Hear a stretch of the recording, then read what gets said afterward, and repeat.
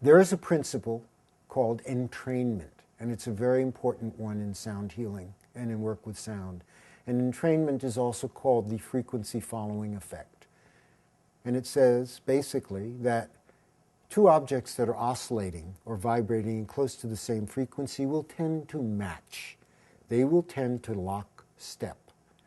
It has something to do with the ecology or efficiency of energy in the universe. I'm not sure why, but it happens. And it was first pointed out scientifically by a Dutchman named Christian Huygens, who, the story goes, had some pendulum clocks on a wall. And they were all swinging in different ways out of phase, and he left his house for a while, and he came back some hours later, and lo and behold, they were all synced up. And so what was going on with that? And so more and more attention has been paid to this in the last 50 or 100 years. And scientists have identified entrainment happens all over the place. Two fireflies that are blinking asynchronously, if they're brought close together, will begin to blink together.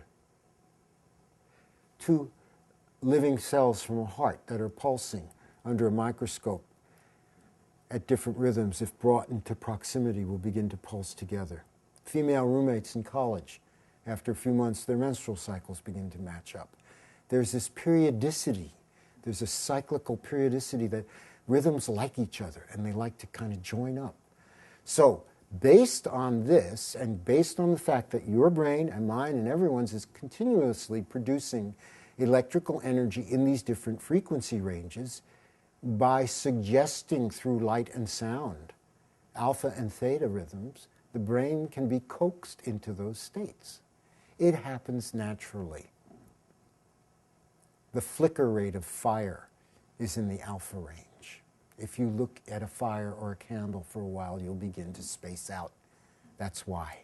This is a Nepalese shaman's drum, and if we were doing some shamanic journeying using the drum, which we're not right now, so don't go into trance, any of you. But if we were, after setting an intention, someone would be playing the drum and the rhythm would be something like this.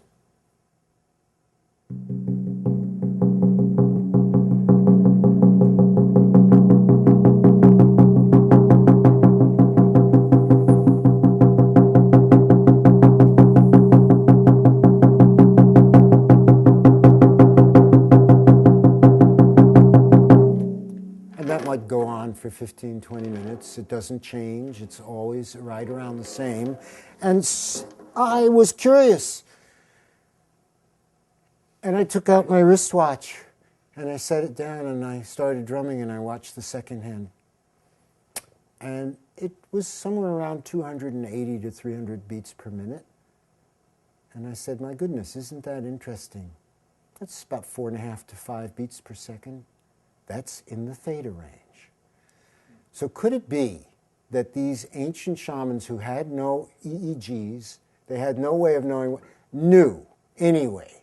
They knew intuitively, they understood that these particular rhythms had that effect on them.